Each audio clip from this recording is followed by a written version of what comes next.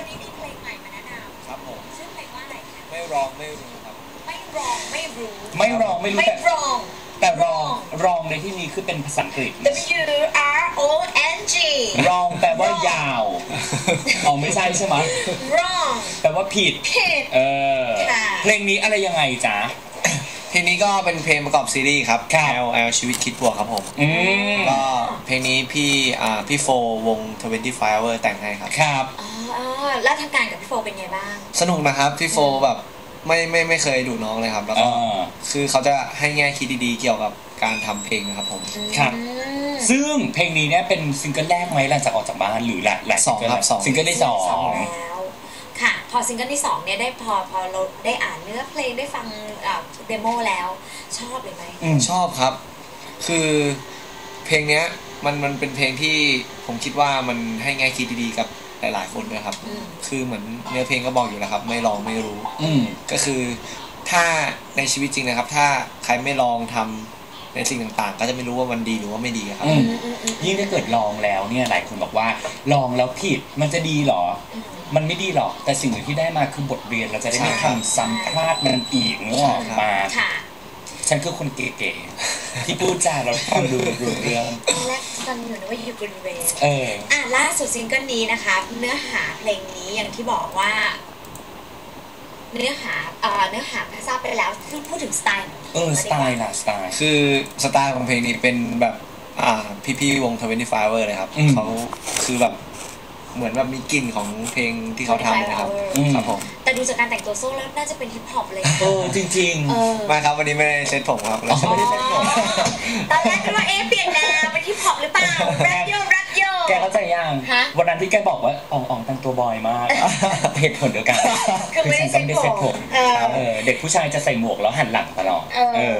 แล้ววิธีการถ่ายทอดเพลงยากไหมแล้วยากไหมตอนอัดเพลงคือ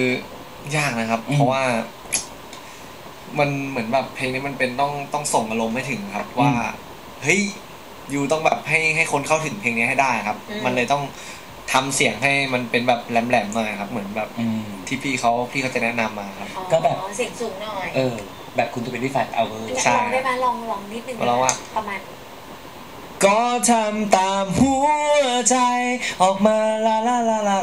แล้วไงก็ชีวิตไม่ใช่ของใคร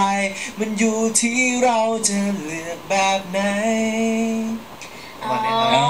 คืออาจจะต้องแบบเสียงสูงหน่อยใช่ครับแต่ว่าเวลาตอนเข้าอัดก็จะร้องแบบก็ทำตามหัวใจประมาณนี้ครับเสียงเป็ดๆหน่อย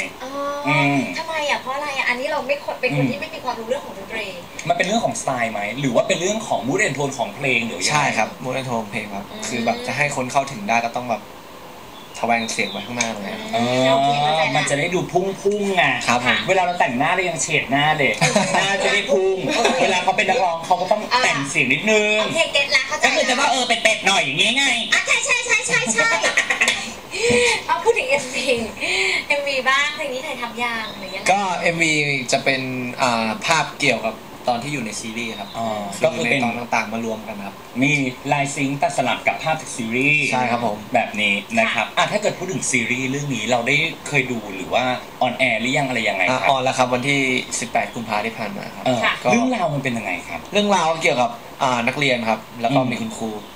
คือต้องเล่าถึงคุณครูก่อนคุณครูจะเป็นคุณครูสไตล์แบบวัยรุ่นนะครับไม่เคยเป็นคุณครูแบบ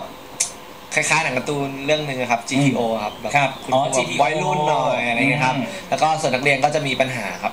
แต่ละคนไม่เหมือนกันมีปัญหาครอบครัวบ้างปัญหาเกี่ยวกับตัวเองบ้างปัญหาความรักบ้างความรักโดนผู้หญิงหลอกบ้างอะไรอย่างเงี้ยครับซึ่งโซเล่นด้วยครับผมรับบทเป็นใครในเรื่องรับบทเป็นโต้งครับเป็นเรื่องชื่อโต้งครับก็เป็นคนที่มาจากต่างจังหวัดครับเป็นคนพูดเนินๆแล้วก็มาอยู่ในกรุงเทพก็ติดเหนือมาเหมือนกันครับก็พูดเนินอยู่แล้วครับก็เหมือนแบบเป็นคนซื่อๆครับใสๆรู้เรื่องรู้ราวก็พอมาอยู่ปุ๊บก็โดนผู้หญิงหลอก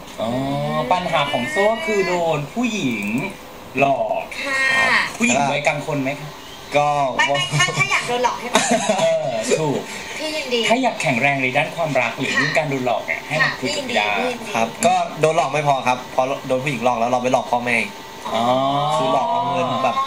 มา เพราะว่าเอามาจ่ายใช้จ่ายให้ผู้หญิง ใช่ครับผม เป็นเหตุการณ์เหมือนชื่อเลยคือปฏิกิริยาลูกโซ่ชะนีหลอกเราแล้ว เราก็เลยหลอกพ่อ เราก็ต้องไปหลอกพ่อแม่เพื่อเอาเงินมาปนเปื้อนชะนีถ้าฉันมีลูกแบบนี้ฉันจะจับนั่งเก้าอี้แล้วตกเพราะฉันรู้สึกว่าหยุดเดี๋ยวนี้การแสดงถือว่ายากไหมคะแรกๆยากนะครับ เพราะว่าผมเป็นน้องใหม่ครับไม่รู้จักใครเลยพออยู่เป็นสักพักเนี่ยผมว่ามันสนุกนะครับคือมันเหมือนมีเพื่อนนะมีก้าวจีรายุเงี้ยได้เป็นเพื่อนกันก็สนุกแล้วก็มีพี่โบ๊ทได้เยอะครับคือเขาโตครับแต่ว่าเวลาเขาทำงานเขาไม่เหมือนโตนะครับมันเป็นวัยรุ่นนะครับผมนี่กำลังบอกว่าพี่โบ๊ทปัญญาอ่อนเหรอไม่เขามีแนวของเขาโบ๊ทมีแนวของเขาเป็นคนที่แบบบางทีจะเก๊กก็เก๊กอะไรอย่างเงี้ยใช่ดูเหมือนเขาเป็นแบดมากพี่แต่ว่าพอคุยกันแล้วแบบโอ้ไม่แบดเลยอะแบบน่ารักอะชอบสิ่งไหนมากกว่ากันระหว่างนักร้องหรือการแสดงก็ชอบคนละแบบนะครับผมชอบที่มีงานทำมากกว่าโอเคเก่งค่ะนี่คือเราเป็นคนที่ดีก็ชอบคิดถูกแล้วชอบคิดถูกเพราะณจุดหนึ่งอะงานคือเงินคืองานบันดาลสุขที่บอกใช่สุดท้ายเลยเดี๋ยวเราให้ฟังเพลงนี้ด้วยกันนะคะครับผมฝากถึงเพลงนี้แล้วก็รวมถึงซีรีส์ด้วยครับผมก็ฝากเลยนะครับเพลงไม่ร้องไม่รู้นะครับก็เพลงนี้ก็มีความหมายดีๆที่จะให้ทุกคนได้ไปใช้ในชีวิตประจำวันครับแล้วก็ซีรีส์ LL ชีวิตคิดบวกนะครับก็เป็นซีรีส์หนึ่งที่ถ้าผู้ใหญ่ดูแล้วเนี่ยจะนึกถึงตอนที่อยู่มัธยมครับแล้วก็ถ้าเด็กดูนี่ก็ได้แง่คิดในสมัยนี้ครับผมครับโอเคแล้วถ้าเกิดเราอยากจะโหลดโซ่อย่างนี้ทำไงนี่นะครับก็ดอกจัน24811ครับทางแล้วก็หรือแอป H Music ครับผมโอเคนะครับเดี๋ยวเราฟังเพลงนี้กันค่ะขอบคุณโซ่นะคะขอบคุณครับสวัสดีครับ Eat Inside